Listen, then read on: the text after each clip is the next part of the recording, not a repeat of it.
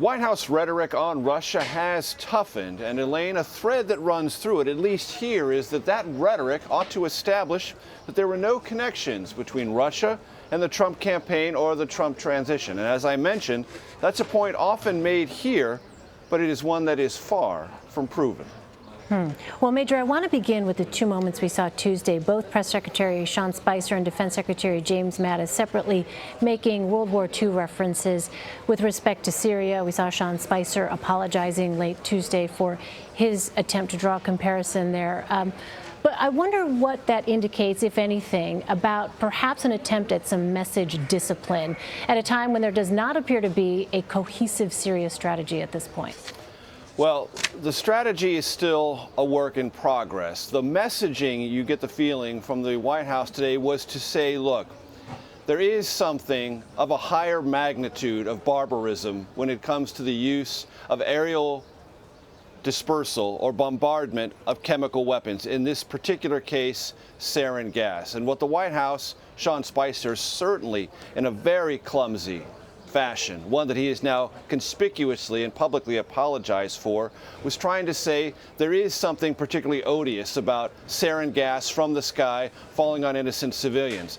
I'll leave all the Hitler references, as botched as they were, to Sean Spicer's obligation to clean up, which he's still working on. But General Mattis, the defense secretary, also said that after World War I and for every conflict since, by and large, there has not only been an international agreement, a convention, saying that there should be no battlefield use of chemical weapons, and that it has been largely adhered to. And anyone who operates outside of that convention is very seriously violating international law and worthy of some kind of response from the world's remaining superpower, in this case, the United States. And that is the administration's justification for why it took military action after the sarin gas attack in Syria, when it has not, and is pretty clearly suggesting it will not, if there are mass casualties that arise from conventional armaments. Sean Spicer hinted yesterday at the briefing that barrel bombs, or the use of barrel bombs by the Assad regime in Syria, might also provoke a military response from the United States. He then swiftly began to dial that back, and there was no indication at the Pentagon today that that kind of murderous assault from the Assad regime using conventional weapons would by itself trigger a renewed U.S. military response. So this idea that chemical weapons used in a civil war from the sky, as Assad did last week, represents a particularly noxious approach to warfare and must be dealt with by the international community. That's what the White House was trying to say today, because it knows it doesn't have a strategy to explain why conventional murder in a civil war in Syria is somehow not worthy of a military response from the United States, but a chemical attack is. Yeah, Defense Secretary Mattis was asked that question and did not answer. Meantime, Major, as you pointed out in your piece, there has been this shift in posture towards Vladimir Putin and Russia over the past week or so. The administration saying Russia is complicit, perhaps in the attack in Russia, and the president saying in an interview, Putin is backing a person that's truly an evil person.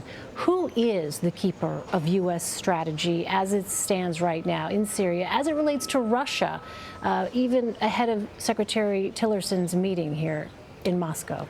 There are keepers of ideas and keepers of suggestions and keepers of alternative, but there is no coherent strategy. The White House is not willing to sort of candidly admit that, but it is clear from all the statements and the evolution of those statements that they're still working through what to do in Syria. And also importantly, not be drawn into Syria, because this administration knows, as it is learning more about the Assad regime.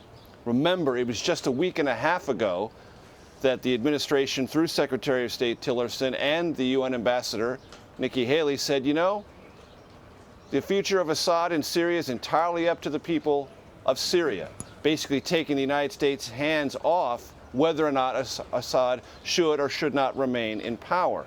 And from the podium, Sean Spicer back then said those statements weren't particularly interesting. They were just accepting a hard political reality in Syria, that the United States could not dislodge him from power. Then a few days later, what did Assad do? Rained sarin gas from the sky in an opposition area and murdered more than 100 civilians on the ground. That prompted a shift in the administration's assessment of Assad and made it very clear to this administration, if it hadn't been made clear before, that Russia was not only a military ally of Assad and his regime, but a public apologist for whatever tactics it used to prevail in that civil war. And it also suggested to the Trump White House, possibly for the first time, that Russia was more interested in keeping Assad in power than it was creating common cause with the United States to defeat ISIS. That may, in fact, have been a revelation to this administration, and it now colors what Secretary of State Tillerson is trying to accomplish in Moscow, and it may color the entire relationship this White House will have with Russia going forward.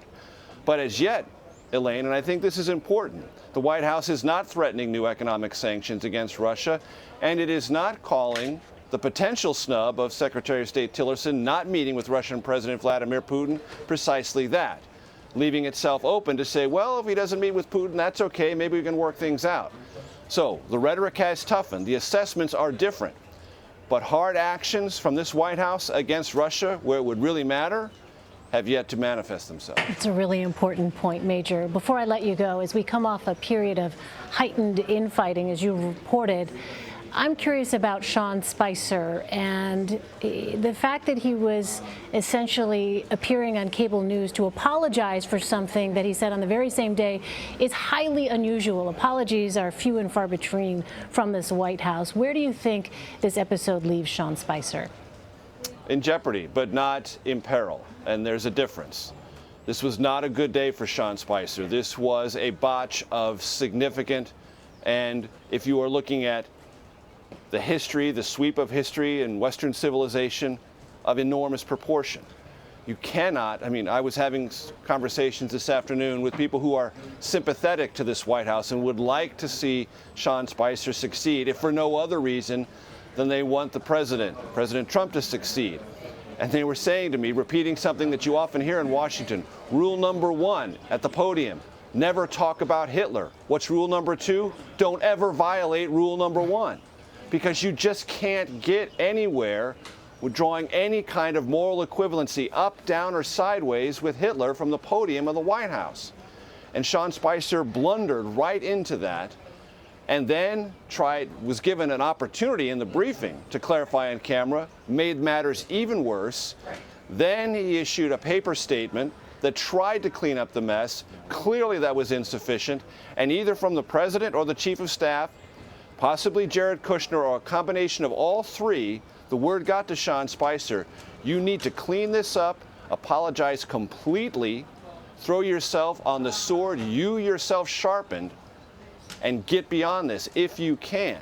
And that's why within a very short period of time, Sean Spicer made the public apology that he did and took complete ownership of this, because it was clear within the conversations behind the scenes in the West Wing, this was not something the White House was going to pass off as an incidental mistake, as many that Sean has made from the podium have been regarded as previously. This was in a different category, a different classification, if you will, of mistake, and one that obviously struck a chord inside the West Wing, prompting Spicer's apology. All right. Major Garrett at the White House for us. Major, thank you. Sure.